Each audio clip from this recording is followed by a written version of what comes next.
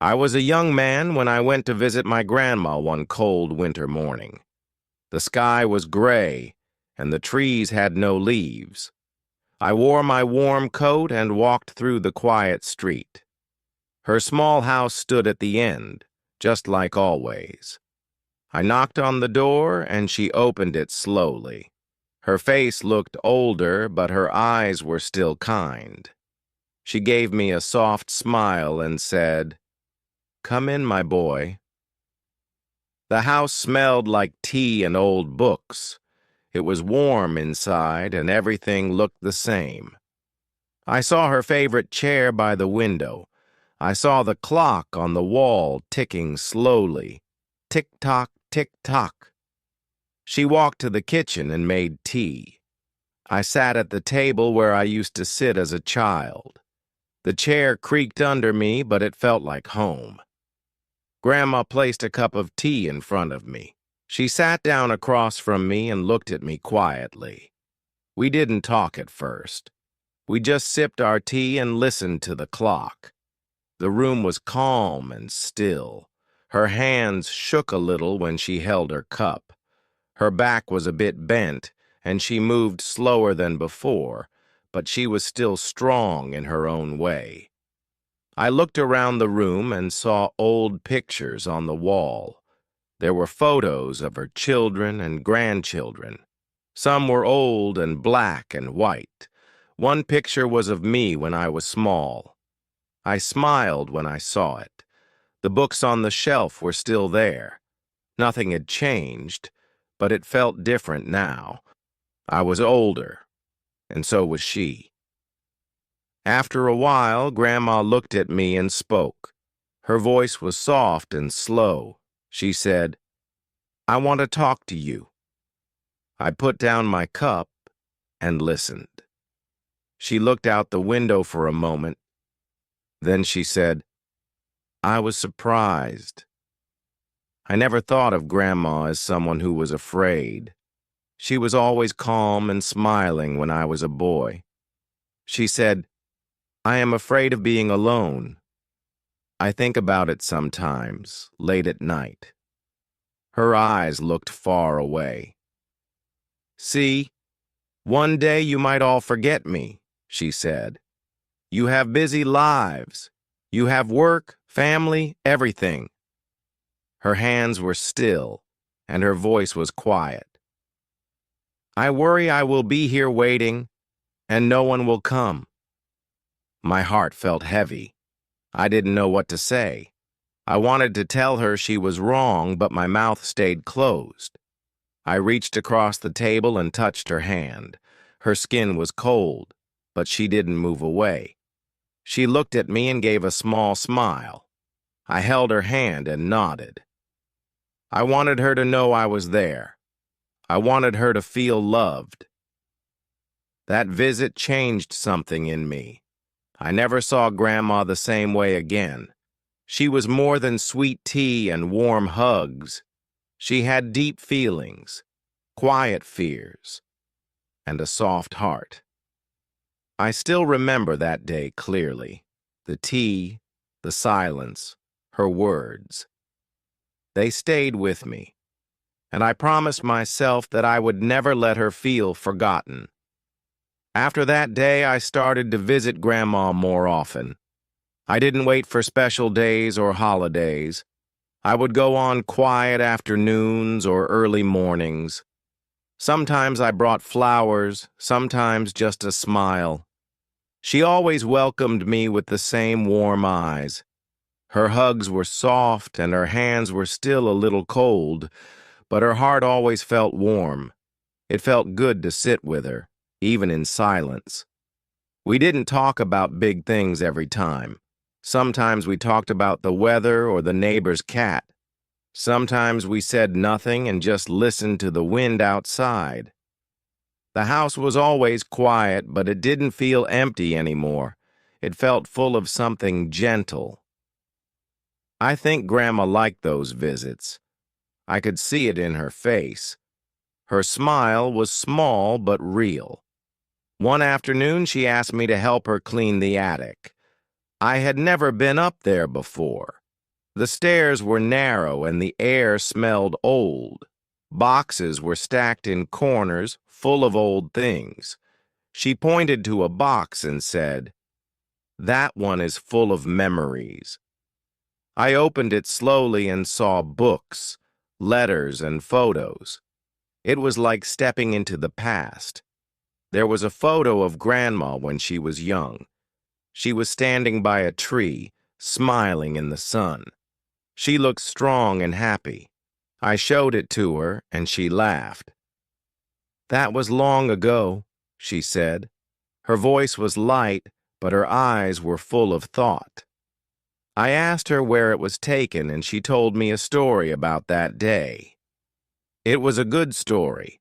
She talked about her childhood, her friends, and her dreams. I never knew much about her young life. She said she wanted to be a teacher once. She said she loved reading books and helping children, but life was different back then. Her family didn't have much money. She had to work in the fields instead. Still, she smiled as she told the story. I listened to every word. I didn't want to miss anything. I saw her not just as my grandma, but as a girl with hopes and plans. I saw her life in a new way. She was full of stories that no one asked to hear, and now I was hearing them. I felt lucky. I felt close to her in a way I had never felt before. We sat on the floor of the attic for a long time. Dust filled the air, and the light came in through a small window. Grandma kept talking, and I kept listening. Her voice was soft, but it carried years of life inside it. Every photo, every letter, every object had a story. I didn't want that day to end. It felt like time had stopped. When we came back down, she looked tired but happy. I helped her sit down and she smiled at me. "Thank you for listening," she said. I nodded. I didn't need to say much. That day in the attic was special. I learned more about her in one afternoon than I had in many years, and I knew this was just the beginning of more stories to come. In the weeks that followed, I started asking Grandma more questions. I wanted to hear her stories, the ones no one ever asked about. She was quiet at first, but then she began to open up. She told me about the house she grew up in, the games she played as a child, and the songs she sang with her sisters. Her voice grew stronger as she spoke. I could see the girl she used to be in the way her eyes lit up. One day she told me about a boy she once loved. It was before she met my grandfather. She said they used to walk near the river and talk about the future. He went away to work in another city and never came back. She never saw him again. Her voice was calm, but I could feel the sadness. It was a quiet kind of pain that had stayed inside her heart for many years. Then she told me about the war. She was still very young when it happened. She said everything changed during that time. People lost their homes and families were torn apart. She had to be strong, even when she was scared. Her mother cried often, and her father left to fight. She had to take care of her younger brothers. Life became hard, and the happy songs stopped for a while. But she didn't just tell sad stories. She also told me about moments of joy. She remembered dancing in the rain with her friends. She laughed when she talked about the time she fell into a pond while trying to catch a frog. Her laugh was soft, but full of life. I loved hearing these parts. They made me see her not just as someone old, but as someone who had lived. Each story she told was like a small window into her past. I felt like I was traveling through time with her. I began to understand her more, and I began to understand life more. She taught me things without trying to teach. She showed me that people carry so much inside: memories, pain, dreams, love. And sometimes they just need someone to listen. Sometimes she would stop talking and just look out the window. She said the trees reminded her of the ones near her childhood home. She said the sound of wind made her think of her mother singing. These small things brought back big memories.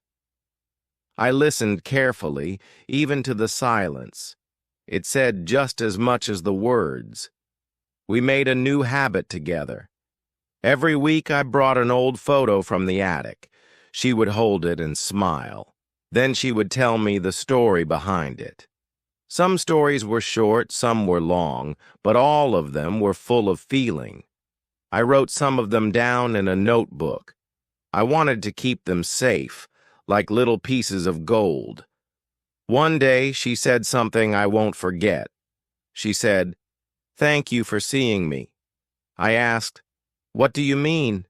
She said, "Many people look at me, but you really see me."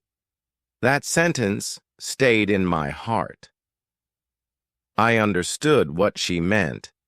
It was about being noticed, not just being there. And in that moment, I realized how much we all need to be seen. As time went on, Grandma's body became weaker, but her mind stayed strong. She moved slower, and sometimes she forgot where she placed things. But when she told her stories, she was clear and bright. Her eyes shined with each memory. I started visiting her twice a week. I didn't want to miss anything. I wanted to hear every part of her life before the stories faded. Her house became a place of learning, not just for her, but for me too. One evening, it was raining hard outside. I sat by the window while Grandma rested in her chair. She began speaking softly. She said, "See, remember another rainy night many years ago?" I looked at her and waited. She said she had been alone in her room that night, just like now. Her children had moved out. Her husband had passed away. The house was quiet, just like tonight. She said that night she cried for the first time in a long time, not because of pain, but because of silence. She said the silence felt like a heavy blanket. "I didn't know what to do with it," she said.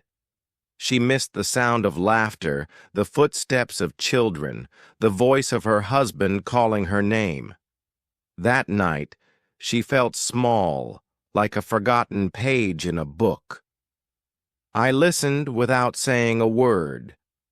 Then she smiled gently and said, "But silence also teaches you things."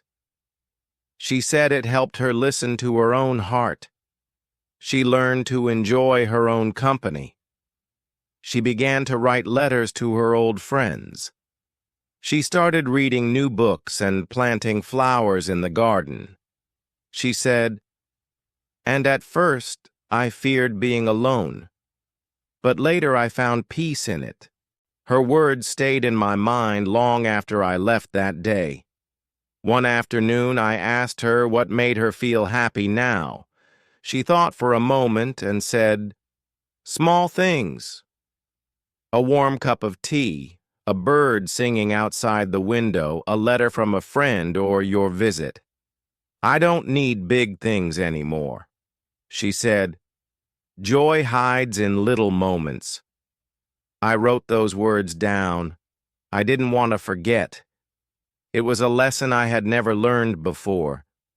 We began doing small things together. Sometimes we made soup. Sometimes we listened to old music. Sometimes we just sat with our eyes closed and enjoyed the quiet. Those moments felt deep and real. I didn't check my phone. I didn't think about work. I was just there with her, and that felt right. It felt like I was finally living in the present. Grandma once said, "And you grow old.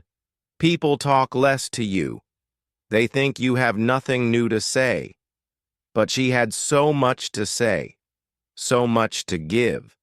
I realized many people missed the chance to learn from those who came before them. But I didn't want to be one of them. I wanted to remember everything.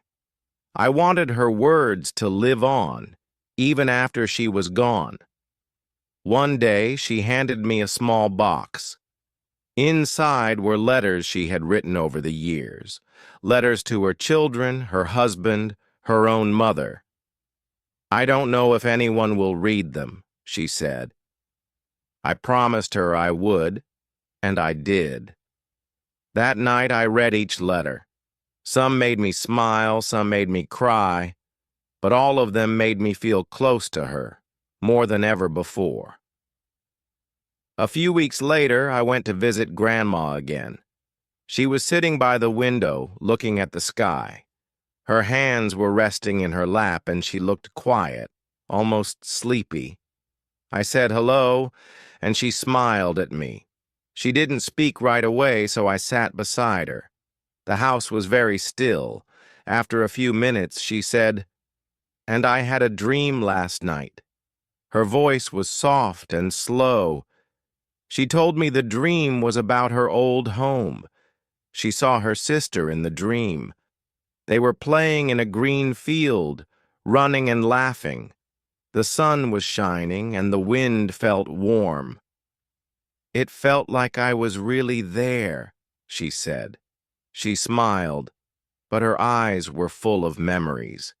She said she missed those days.